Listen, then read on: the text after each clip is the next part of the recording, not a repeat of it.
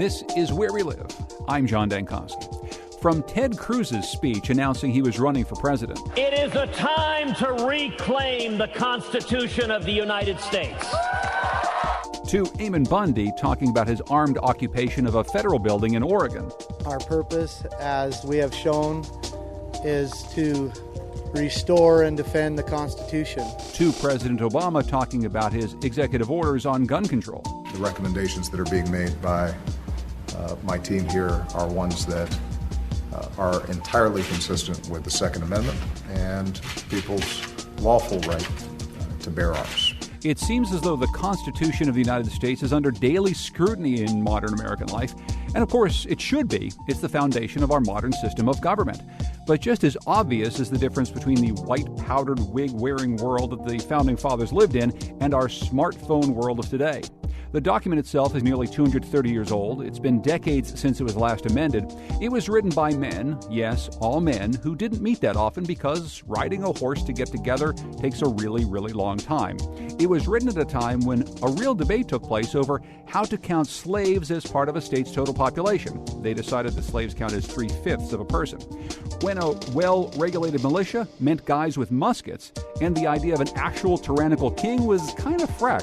Today, Where We Live, we'll explore how the Constitution works today, whether this foundational, venerated document that's been seen as a model around the world is so flawed that it needs to change. And if so, what changes would make sense? Comment on our website, wnpr.org/where we live. You can find us on Facebook and Twitter at Where We Live. Joining us in our studio here in Hartford is Rennie Falco. She's Associate Professor of Legal and Policy Studies at Trinity College, and it's always good to have a constitutional conversation with you, Rennie. Welcome back to the show. Oh, thank you so much. Also with us from the studios at Yale University in New Haven is Akil Reed Amar, who is Sterling Professor of Law and Political Science at Yale University. His book, America's Constitution, A Biography, is something that we took quite a look at in order to prepare for today's program. And thank you so much for being here. I appreciate it, sir. Good morning. Happy New Year. Happy New Year to you as well. So I'll start with you, Professor Amar, and then I'll turn to Rennie. And I just want to get some of the big questions out of the way. And I guess really where I want to start is, do you view the Constitution as a document that we need to continually interpret for its original meaning, like really trying to figure out what these guys meant back in the late 1700s, or as a kind of a living, breathing document that is supposed to change with the times? Well, it's both, and let's begin actually by reminding ourselves that it's not just guys, it's gals too, because our Constitution very fundamentally has been transformed by amendments. We've made amends for some of the sins of the Founding Fathers, and those amendments have involved blacks as well as whites, women as well as men. Let's just take women's suffrage, which is, in my view, a very big deal. It's a doubling of the franchise. Without women's suffrage, I've got 3 words for you: President Mitt Romney. He won among the men, okay? You take away the 3 women on the Supreme Court, Obamacare fails 4-2, because that's how the men voted rather than prevails 5-4. You call it Obamacare, and I do too. We could call it Pelosi care, because it's a female Speaker of the House who got that bill through the House of Representatives. So that's just an example of one amendment. There are many others. The Tea Party folks, the states' rights folks, the Oregon militia folks sometimes don't understand that after the Civil War, we amended and re-amended and re-amended the Constitution, and every last sentence of those Reconstruction amendments is Congress shall have power. Not Congress shall make no law of a certain sort. That's the First Amendment. That's reflecting anti-federalist Tea Party states' rights, localist sentiment after a Revolutionary War that was waged against an imperial center, but that's only the beginning of the story, not the end. And yes, I do want everyone today to take very seriously our history. It's distilled in the Constitution, but it's emphatically not just a history of the founders. It's a history of the amending, not just founding fathers, but amending mothers and daughters. This and of course, this all makes perfect sense, and this is all true. But so much of the conversation that we seem to have today, Professor, is about this original document. Yes, of course, all these amendments have happened over the years, and yes, many people have shaped them beyond just the Founding Fathers, who were indeed slave-owning fathers, many of them. But the fact is that so many Americans seem to refer to this original document as the foundational document, that's really where so much of this conversation in America starts today, doesn't it? No, only if you're, with due respect, completely superficial. Let's take the Bill of Rights, which everyone talks about. I want all of your listeners just to think in their mind of some important Bill of Rights case, whether they agree with it or not, some big case about liberty and equality. So just take 1 second to think about it. Okay, now, here's the point. Almost none of the cases that your readers or your listeners are thinking about is actually a Bill of Rights case. The cases they're thinking about are Brown versus Board of Education, Roe versus Wade, Gideon versus Wainwright, New York Times versus Sullivan, Lawrence versus Texas, Miranda versus Arizona, Escobedo versus Illinois, Obergefell. Not one of those is a Bill of Rights case. We call them Bill of Rights cases, but every single one of those cases involves a state or locality, Griswold versus Connecticut. And the Bill of Rights originally only limited the federal government. It had a 10th Amendment. It begins, Congress shall make no law of a certain sort. So people might think they're talking about the Founding Fathers. They are not. They are talking about Mr. Lincoln and his generation, whether they are aware of it or not. The Second Amendment, the strongest argument for an individual right to have a gun in the home for self-protection, actually comes from the Reconstruction and not the founders. The NRA itself was founded after the Civil War by a group of ex-Union Army officers. So, in fact, whether we say Founding Fathers or not, what we do day in and day out is Reconstruction and the 20th Century Amendments, like Income Tax Amendment, direct election of senators, women's suffrage. Rennie Falco, so follow up on that.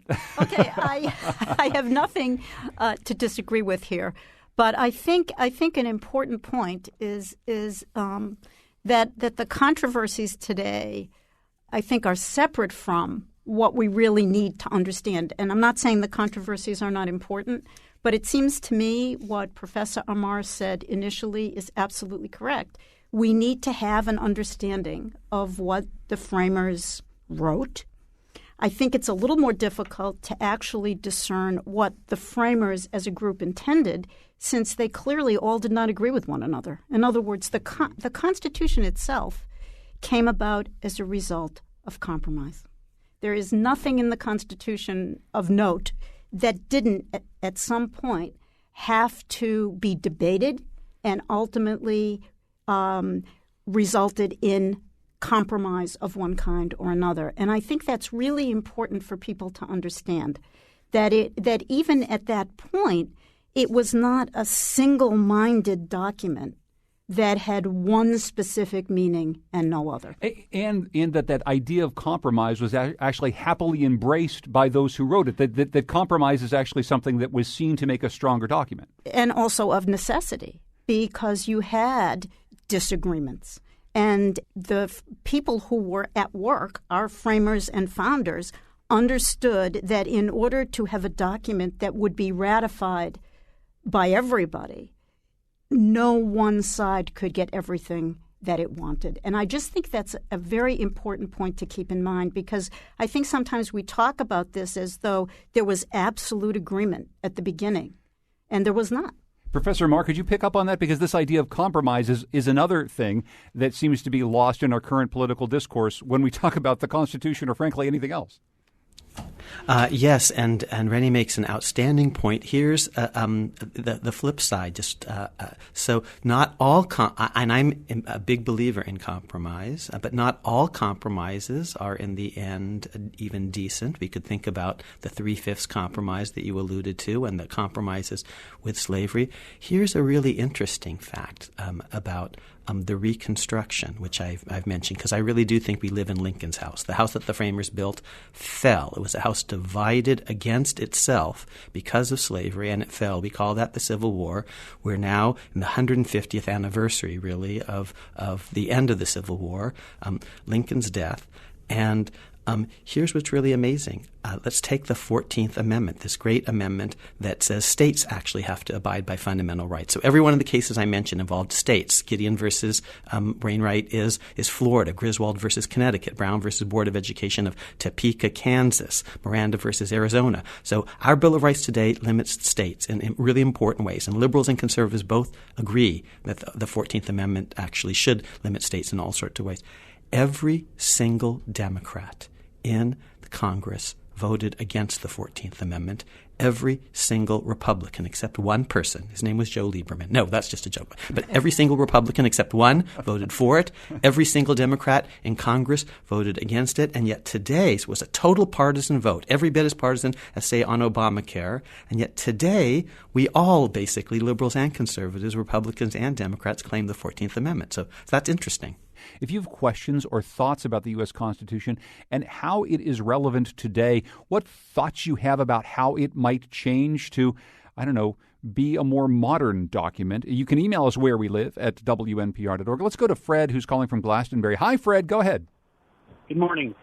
There's an interesting thought that occurred to me in connection with the Second Amendment.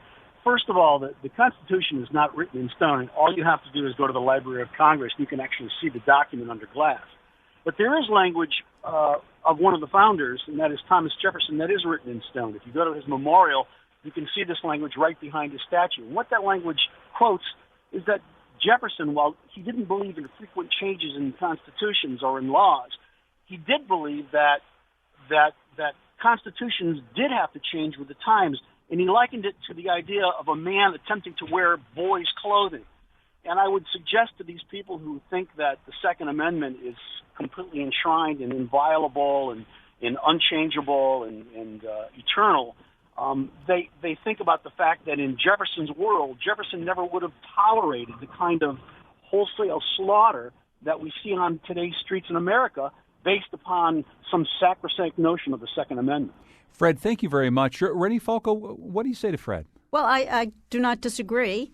Jefferson was certainly an interesting person, and he did have ideas about whether or not every generation should have the opportunity to rethink the fundamental laws.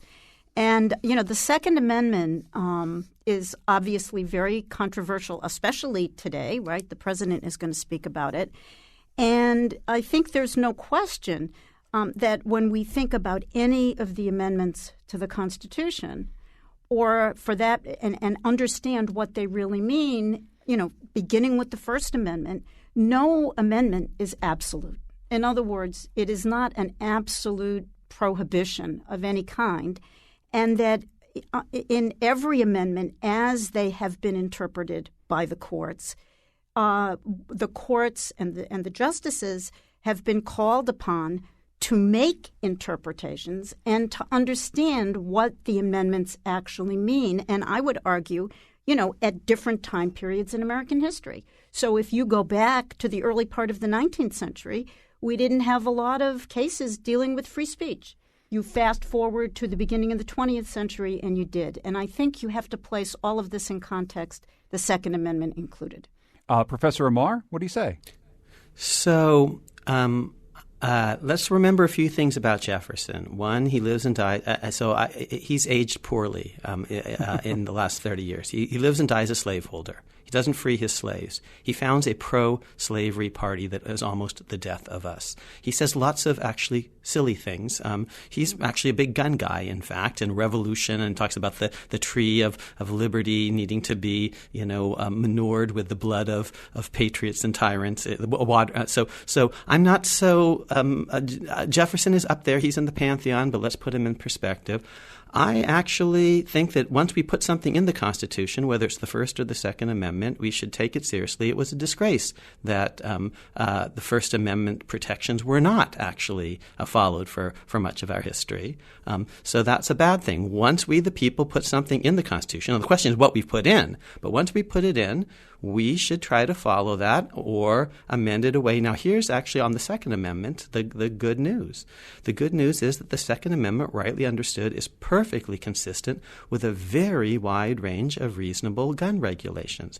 Now, if you go around saying the Second Amendment means nothing at all, which some of my friends are inclined to do, that's a big mistake, because then people on the other side, the gun lovers, get their backs up, and they're going to resist even the most moderate and reasonable regulations, saying, well, that's a first step on a slippery slope that leads all the way to total confiscation.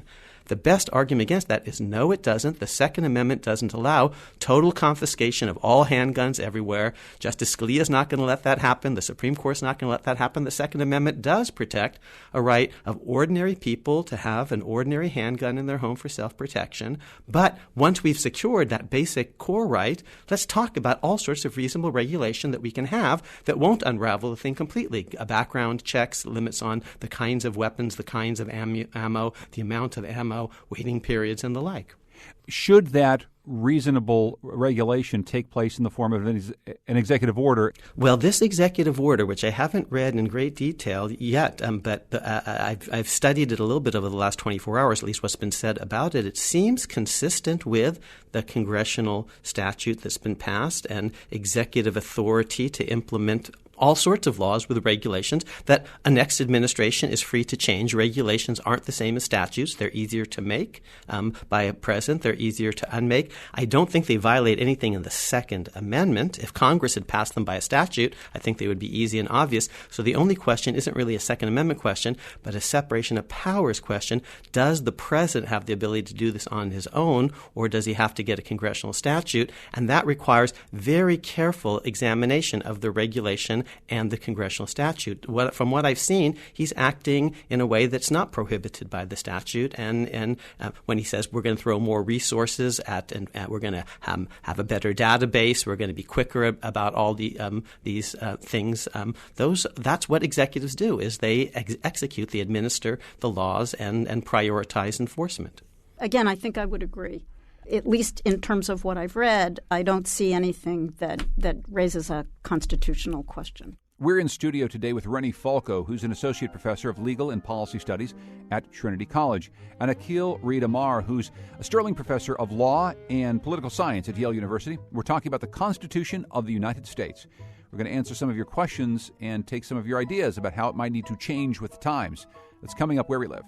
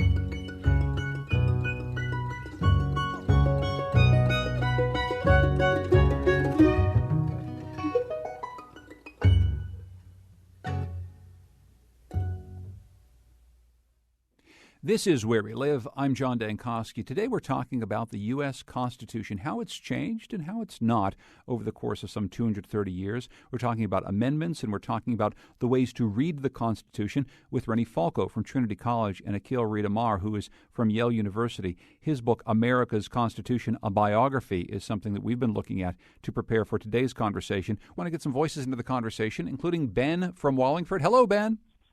Hello. Thanks for taking my call. Of course. I wanted to note that most of the things, the controversies around the Second Amendment are supported by the gun corporations that just want to sell more weapons. So one of the ways that we need to amend the Constitution is to put in an amendment to say that corporations are in people and that elections should be publicly financed so that we can get the corporations out of the elections. And this can be done through a constitutional measure of having all the states have a constitutional convention and ratify this amendment. It could happen, Ben. It doesn't seem likely to happen, though, does it? Well, I think it's eventually going to happen. We've already had 4 states that ratified this. There was an effort in Connecticut last year to do it, and every state's doing this, and this is something that people want. and people are fighting for. So I think we can get this amendment as long as we get all the states on board and go around the federal government where all the election spending is done. Ben, thank you very much for the phone call. So, Professor Amar, Ben wants to change the Constitution to say corporations are not people. What do you say to him? I say he's got a good idea that we need campaign finance reform, and he's got a very bad idea with almost everything else that he said, with due respect. So the New York Times is a corporation. Yale University is a corporation. You cannot shut down corporations, and even if you could, there are rich individuals. I happen to know billionaires. They're good people to have as friends, and so even and they're not corporations. And so even if you shut down the corporations, there are still the Koch brothers and other billionaires out there. That's not what's going to solve the problem, but that we do need serious campaign finance reform. Let me also tell you that when people take out ads, the ads actually have no effect if ordinary voters actually say, I don't believe that. It's one person, one vote, secret ballot. Mitt Romney spent more money, he lost. Meg Whitman ran for the governorship of California. She had more money. She's a gazillionaire. She lost. Jeb Bush has spent $40 million. He's not doing so well. So Linda McClain, she ran twice for McMahon, twice for senator. She spent a ton of money. The more money she spent, the less I liked her. I voted against her. So did other people in Connecticut. One person, one vote, secret ballot, and on election days, Ben is right. Corporations do not and never should vote. That's individual people. But I don't think we can actually shut down political discourse by telling the New York Times what editorials they can run or not, or news coverage, or CNN, or individuals for that matter. But we need serious campaign finance reform. McCain-Feingold was not it. It was a joke, and it was rightly struck down by the Supreme Court. So Rennie Falco, is campaign finance reform something that the professor says we need? Is that a constitutional issue in any way, shape, or form? Well, I think it becomes a constitutional issue when you have parties who challenge the law. And Professor Amar believes that it was a good challenge last time. But I'm concerned that given just the state of polarized America, it's very unlikely that we will get that kind of legislation passed. I just don't see how it happens. Yeah, Linda McMahon spent $100 million over the course of 2 campaigns, and it didn't get very far. Let's go to – go ahead. Yes. I would add one other thing. It will be very interesting to see what happens in this election as we look at Donald Trump, right, who is so far has gotten so much free advertising that he hasn't had to spend all that much money at all, right? Just he's an advertisement for himself. Norman Mailer would be very pleased with that, I take it. And so I think this election is going to raise some really interesting questions in terms of how money is spent and whether or not it matters, and the role of social media and how that changes things. I want to go back to the phones here. Let's see what Victoria in Litchfield has to say. Hi, Victoria. Go ahead. You're on Where We Live. Yeah, I wanted to call. I'm originally from Oregon. I'm very concerned about the takeover of these guys from another state taking over any part of a state that's not theirs. And the other thing I want to say about that is that all of these ranchers who basically want free land, they don't want to buy it, they don't want to lease it, they just want it to be free, that's a kind of welfare that if it were some other kind of people or a minority, everybody would be up in arms about. But the fact that it's white guys with guns, that they're getting away with it. I'm extremely upset. I think they should have gotten the Bundy situation should have been solved back then, and because they didn't, they think they can go to Oregon and do this. And the other solution is if the people of Oregon want that land, they could probably buy it, except the problem is they're not going to want to pay for it either.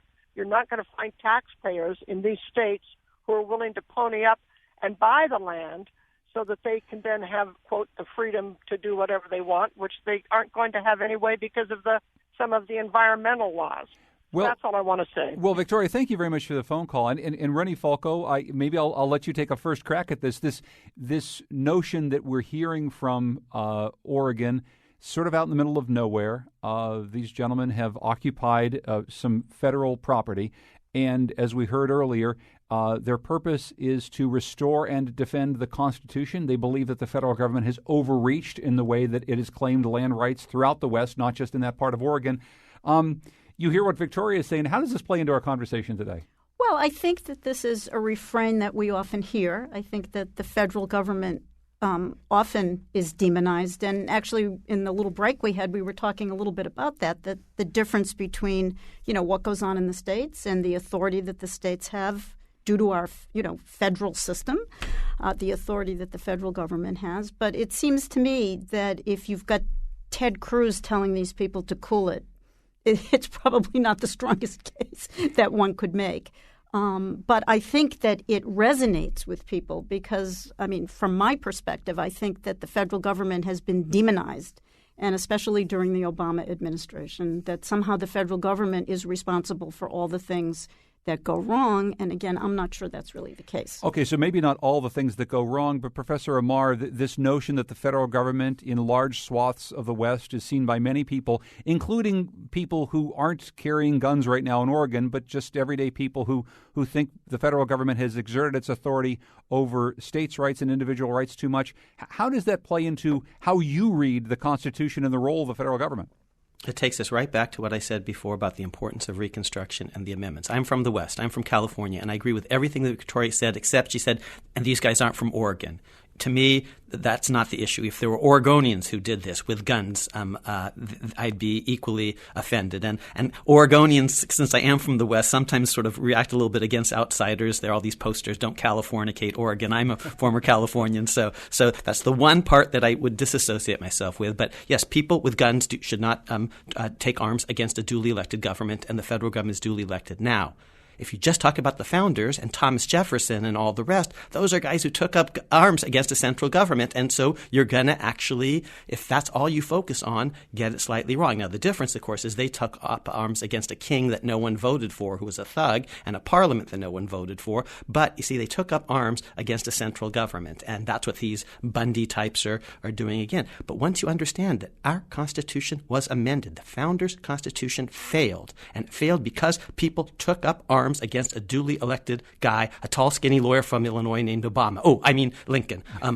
And he was assassinated, you see, by a white guy with a gun who was an extremist, a reactionary. And once you understand that our Constitution today is a Constitution that was amended in the shadow of all of that, with the 13th Amendment, the 14th Amendment, the 15th Amendment, all of which say Congress shall have power. And after the Civil War, we realize states aren't always the solution to every problem. States have misbehaved. There are reasons we have a federal government. And no, you don't get to take up arms against a duly elected government. That's been there, done that. That's what the Civil War is about, which is why I'm so emphatic that actually our constitutional conversation has to include all the amendments, because that's actually, we live in Lincoln's house. The house that the founders created fell in important ways. And if these folks had been taught the whole Constitution and not just the Jefferson militia version, anti-central government version, they would be a little less likely to do these kooky things. Yeah, I don't disagree, but I guess what I'm thinking as we keep going back to the Civil War is that even though those amendments were passed, I don't think that the controversies that gave rise to the Civil War were necessarily resolved. In other words, I think yes. that this is something worth exploring. Absolutely. We're still living in the legacy of it, but here's why we are, because we don't every day insist that when we say the Constitution, we mean not just the founders, but the amenders, Lincoln's generation, the Reconstruction. And if every day we said that, we'd actually make clear that the Constitution is actually on our side and not on the Bundy side of the world. So is there a case to be made, though, that as much as we can say that the world post-Lincoln or of Lincoln is so much different than the world of the founding fathers, that we made these amendments and that it changed the Constitution for the better? Professor Wood, isn't it fair to say that the world has changed at least that much, if not 100,000 times more since Lincoln's day, that we are engaged in foreign entanglements in a way that we never were in the past? We fought a series of wars elsewhere that have changed the way that we think about how we project military might and how we decide to go to war. Our method of communication is so vastly different than it was before that Lincoln, I'm sure, couldn't even imagine it. I mean, should we be amending the Constitution to reflect the massive changes that have happened since Lincoln's time more often than perhaps we have?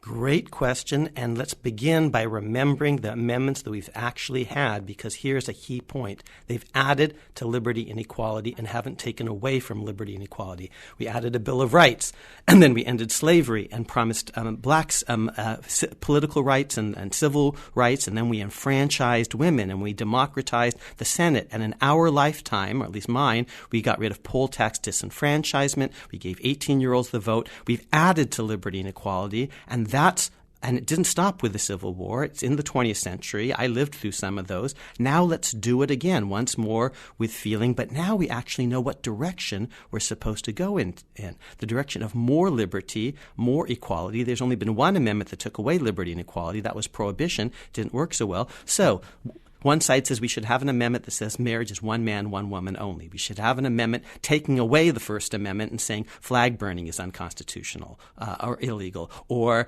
corporations can't have political expression. No, we should not restrict the First Amendment. We should expand the First Amendment. We should expand equality. Our amendments in the future should move in the same direction as the amendments of the past. The arc of history is bending toward justice, but we should study the past amendments so we figure out what worked, what didn't, and what direction we need to go in. But is the most present arc of history bending towards surveillance, toward a nation of fear because of those foreign entanglements, because of the communication structures that we have now? I think we can all agree more liberty is a good thing, but we've given up some of our liberties not too terribly long ago because of fears of things that we didn't fear before.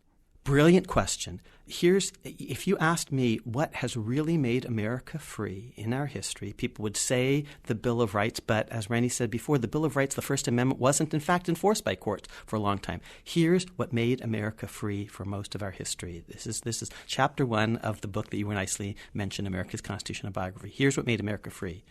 For the first 150 years, we had no standing army in peacetime.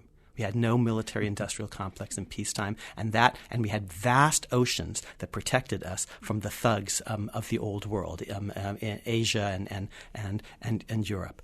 And in the last 60 years, from basically when Eisenhower basically tells us as he leaves office, I'm leaving you a vast military-industrial complex that Ike didn't have, when I grew up. And that's a totally different world. Ike was speaking the truth. Today, we do have a vast military-industrial surveillance complex of a sort that the founders didn't have, and that is a new reality. So I agree with you that these are things that we need to think very seriously about, because the founders didn't have that, actually. There's I'll say it again, no significant standing army in peacetime for the first 150 years of our tradition. And we were basically safe from foreign thugs. Before 9/11, the last time foreigners drew blood on American soil in the heartland was the War of 1812. And in World War II it was only Pearl Harbor, but now it's 9/11. It's in the heartland because the world is a lot smaller. Our oceans don't protect us nearly so much. We have intercontinental missiles, and we have a vast military-industrial complex, and those are all new factors. You're absolutely right. Those are things we need to think about. Rennie? Yeah, absolutely. And, in terms of surveillance, I think it's important to point out that the kind of surveillance that is possible today, the founders could not have imagined, right? It's simply beyond what I think most people at that time would even have. How would it be possible to know? Or as the professor suggests, even the need for that surveillance, right? There Exactly. wouldn't be a need to surveil the population to wonder whether or not there are sleeper cells from foreign tyrants inside your country, right, because there wasn't that threat. Or the technology that makes it possible, right? In other words, the other side of this is the technology and what it allows and what it permits, both in terms, for both good and bad. So I think it's important to why I think context is so important when we discuss these things. I want to get to Aaron, who's calling from New Britain. Hi, Aaron. Go ahead. Hi. Thanks for having me on. Yeah. I just wanted to talk about the terrorist watch list and how it was used to prevent individuals from getting access to firearms, and what kind of implication that would have on, say, constitutional rights in general, since the Second Amendment is in our Bill of Rights. What kind of precedent does that set for the government to say if they want to use that for, say, the First Amendment or the Fourth Amendment or the Fifth, or any of them for that matter? Aaron, thank you very much for your question. And Professor Amar, Aaron's talking about this recent notion that we have these terrorism watch lists. Whether or not you'd be able to keep someone from buying a gun because they're on a terrorism watch list is something that is certainly being debated right now in Hartford and in Washington. It's a spectacularly good question, and I think the issues really are in part issues of due process and not merely the Second Amendment, just even on a no-fly list. Suppose you're on that list and you think there's been a mistake made. And one question is, well, if you can be prevented from flying, can you be prevented from having a gun? And as I said, I think the big issues are especially issues of procedure. How do you go about making a case that maybe your inclusion on the list is a mistake? If your audience is interested, I think there were interesting pieces that have been written about this by Noah Feldman, who's a professor at Harvard, and by Eugene Volokh, Volokh, who's a conservative professor at UCLA. These pieces are easily available on the web, Bloomberg and the Washington Post, and they've both written interestingly on no-fly lists and, in effect, no-gun lists. We're talking with Akhil Amar, whose book is America's Constitution, a Biography. He joins us today from Yale University. Rennie Falco joins us from Trinity College in our studio right now. You can continue this conversation. Email us wherewelive@wnpr.org or find us on Facebook and Twitter @wherewelive.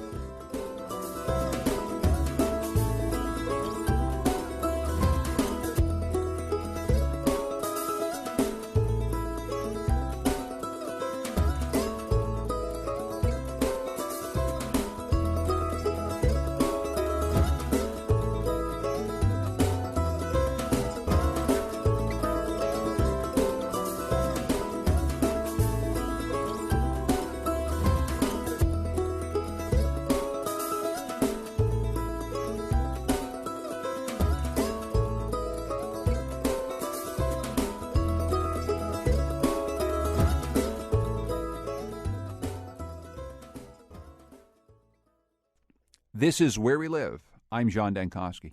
Today on the show, we're talking about the U.S. Constitution and the ways in which it's changed over the years. Rennie Falco is here. She's Associate Professor of Legal and Policy Studies at Trinity College. Akhil Reed Amar is Sterling Professor of Law and Political Science at Yale University. His book is called America's Constitution, a Biography. On Twitter, Dan Clow, a lawyer who periodically joins us on our show, writes about a question that I've asked you already, Professor Amar, about how the Constitution should be interpreted. He wants you to answer this. Does he believe, as Justice Scalia does, that a judge's job is to ascertain the original public meaning if the constitutional provision is at issue in any particular case? Essentially, he's getting to Scalia's argument of original public meaning of the Constitution. So Justice Scalia talks a good game, but he doesn't do it. Amen. And liberals should be careful thinking that just because Scalia says it has to be wrong. That's not true. The most important originalist of the modern era is not Robert Bork, who was my teacher, or Clarence Thomas, who was my friend, or Justice Scalia, who talks a good game but doesn't do it, or Ed Meese. The most important originalist of the modern era is named Hugo Lafayette Black. He's the subject of actually a chapter of my most recent book, The Law of the Land. He's FDR's first appointee to the court. He goes around always carrying a copy of the Constitution with him, and he's a great liberal crusader. He's the backbone of the Warren Court, and he believes that actually if you take the Constitution seriously, it means free speech, it means racial equality, it means one person, one vote, it means rights for criminal defendants, and especially counsel rights for criminal defendants, it means religious equality, it means applying the Bill of Rights against the states, and he was right about all of that. And that's the Warren Court, and we shouldn't lightly give up, actually, what people died for to put into the Constitution certain provisions. That said, a lot of what courts do has to go beyond, not against, but beyond the original meaning, because the original meaning only gets you so far. It just doesn't answer all sorts of questions about how you actually cash out freedom of speech. It means government can't shut down political opposition, but there are a whole bunch of different ways that courts could implement and operationalize these core ideas. So original meaning, original intent are important things. They're not the only thing. I'm going to plug one more book. It's called America's Unwritten Constitution because it's a 500-page answer to Justice Scalia. Yes, it is. Rennie, you were exclaiming before while he was talking? Right, because I think, on some level, I guess when I teach this to undergraduates, I'm not teaching law students, and when I want them, to kind of, put their feet into this kind of a debate and try to understand it, and that's why I would recommend Professor Amar's work to them. I think that in a way it's a false dichotomy. To say that there is only one way and there's only one rule, as though somehow that one rule is going to prevent anybody from imposing their own personal views if you can somehow latch on to that one way of thinking about what the Constitution originally meant or what the framers meant or whatever version of that you want. I think it's a false dichotomy to say it's either that or a living Constitution. I think that when judges interpret, I think it's a much more complicated matter. Let's get to one more quick phone call here. John in New Fairfield. Hi, John. Go ahead. Yes, my question is really, can we look at a constitutional convention instead of specific items that you're discussing today? Things have changed a heck of a lot since 1790, including having judges on the Supreme Court for life and having representatives elected for 2-year terms where they spend most of their time raising money rather than working in the legislature. Well, the whole change, Rennie Falco, and thank you, John, for your phone call, that change in what the legislator does, that is an enormous change, right? You spend 2 years in the office, but what you're doing during those 2 years now compared to many, many years ago is quite a different thing. It gets to one of the questions I want to ask you about, maybe some of the changes that we could think about for the future, the way in which we apportion senators, for instance, the way in which we actually look at the Congress. You have any thoughts about that, Rennie? Yeah, I guess I'm somebody who is a little bit nervous about fundamentally changing the Constitution. I think we have to give that very serious thought. And on the practical level, I'm not sure that you would have the kind of consensus you need to actually bring about any of these changes, right? If you're talking about amending the Constitution, that takes a lot of consensus. And I think we're living in a period right now where we don't have that. And again, I tend to be skeptical about fundamental changes to the document. We just have a couple of minutes left, Professor Amar, but I was reading back a piece that you wrote on the 225th birthday of the U.S. Constitution, talking about some of the potential makeovers for it, and some of the things that you and others have written about or talked about is the way in which we actually have a legislature, how we vote in an electoral college or not. What are some big changes, maybe to address what John was talking about, specifically about lawmakers, how they make the laws, how long a term they serve, that sort of thing? Should we be looking at opening up the door on some of these things? So it's a great question. I agree with Rennie that ours is a deeply divided society, and amendments are difficult, and so it's going to be very difficult to get consensus on certain things when we are such a deeply divided and closely divided society. That said, I do think, since we've been talking about stuff that happened 225 years ago and 150 years ago and 100 years ago, women's suffrage, we should try to think about what world we want to give to our great-great-grandchildren 100 years from now, 200 years from now. We can be framers of the future. A lot of history has yet to be written, and so here's how we should do it. First, we should look at the amendments, and this is actually the last chapter of America's Unwritten Constitution. It's called America's Unfinished Constitution. It's what the Constitution of the future of America and the world should look like. Here are 3 points that I make. One, let's look at the amendments that we've already adopted. Which ones worked? Which ones didn't? Prohibition. And I say our amendments should add to liberty and equality, not take away from liberty and equality, because that's what we've done in the past.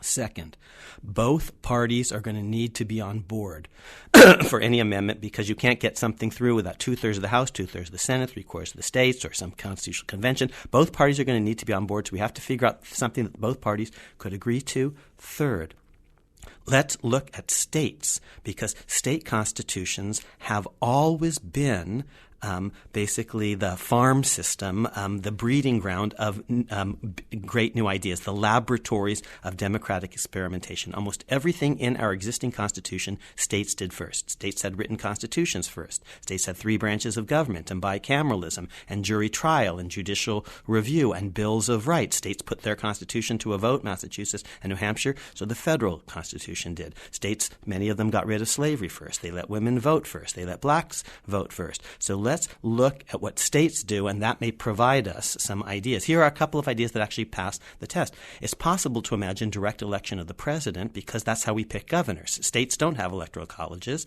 It adds to liberty and equality. It's one person, one vote. That's an equal idea. So states have done it with their governors. It adds to equality, and actually both parties might be in favor of it because, in fact, the Democrats believe in one person, one vote as a principle, and the Republicans may come to see that the Electoral College is beginning to tip against them. It's possible that they could actually win a popular vote and lose the Electoral College this time around. And if that happens, a reverse Bush v. Gore, they're going to be in favor of that. Here's another one that maybe both parties would be in favor of. Someone who's not born a citizen on the day of his birth, but who comes here and contributes a lot to society 40 years later, 30 years later, should be eligible for president. Both parties might be in favor of this. Arnold Schwarzenegger was eligible to be governor of California. Jennifer Granholm in Michigan. So we do it for governors. Both parties might be in favor of it because the Republicans have their Henry Kissingers and their Arnold Schwarzeneggers, and the Democrats have their Jennifer Granholms and Madeleine Albrights, and it adds to equality. It makes our system more open and free. It might be the Republican alternative to the Democrats' Dream Act. I'll tell you one person who actually introduced such a constitutional amendment 10 years ago. You'll be shocked. His name is Orrin Hatch, conservative Republican from Utah. He actually believes in this, and eventually the Republicans are going to realize they have to have their version of immigration reform, and this might be part of it. They're going to say, we want a fence, we want a big fence, we want an electrified fence. Did we mention we want a fence? But if you come legally and you play by the rules and you contribute, yes, we'll let you be president of the United States. That's our version of the Dream Act. Yeah, and a fence that Mexico will pay for. I'm sorry. Right. So, Rennie, how about you? I mean, I think these are some very good ideas, things that we could reasonably do that also have potentially some bipartisan support. What are some other things you might take a crack at changing, Rennie? Take a crack at changing in the Constitution. Again, I think I'm a little nervous. I don't disagree with any of the proposals that Professor Amar suggested. And I do think of all of them, I think direct election of the president would be very important for a variety of reasons, because it would change actually the way we do presidential elections. We wouldn't all be scurrying to Iowa and New Hampshire in the freezing cold. And I think that there would be, if we had direct election, I think that the primaries would be different, and I think that the so-called base of both parties might recede a little bit more into the background, and I think that people might have to talk about very different things. So I think of all of them, that to me would be one of the most important. Here's one more, ERA. It's already in there in effect. There's 14th Amendment says equality, but let's say it again once more with feeling. I think both parties, the reasonable people in both parties, might be in favor of an equal rights amendment for on the basis of sex. Dr. Kalila Brown-Dean, who joins us often on the program from Quinnipiac, tweets, "I'd like to see an affirmative right to vote added to the Constitution, a Voting Rights Act." So what do you say to that? I like it. We have 5 provisions of the Constitution already that use the word right to vote: the 14th Amendment, Section 2, the 15th Amendment, the 19th Amendment, the 24th and 26th Amendments. But let's say it again once more with feeling. But note that this idea of hers, it's a really good one, begins by looking at what we already have. Remember, I said one of the things I want us to see is how the amendments that we've adopted in the past have added to equality. They haven't taken away. That's why I had an allergic reaction when people are trying to prevent corporations from running ads or something. I want more free speech, not less. Akhil Ridamar is Sterling Professor of Law and Political Science at Yale University. He joined us today from the Yale University studios. The book that we've been referencing throughout this hour is America's Constitution, a Biography. Thank you so much for joining us. I really appreciate it. It was a lively conversation. This is great. It was an honor to be with you and with Rennie. Thank you. And Rennie Falco is an associate professor of legal and policy studies at Trinity College right here in Hartford. Rennie, always good to see you. Thank you so much. Thank you, and read the book. And, you can continue this conversation at WNPR.org/Where We Live. You can also continue to tweet us at Where We Live. Our program today was produced by Sarah Flaherty with help from Lydia Brown and Tucker Ives. Our technical producer is Kion Wolf. Our digital editor is Heather Brandon. Katie Tolarski is the executive producer of Where We Live. And thanks to Amanda Gallagher and Stephanie Reif. Continue this conversation at WNPR.org/Where We Live. I'm John Dankosky. Thanks for joining us.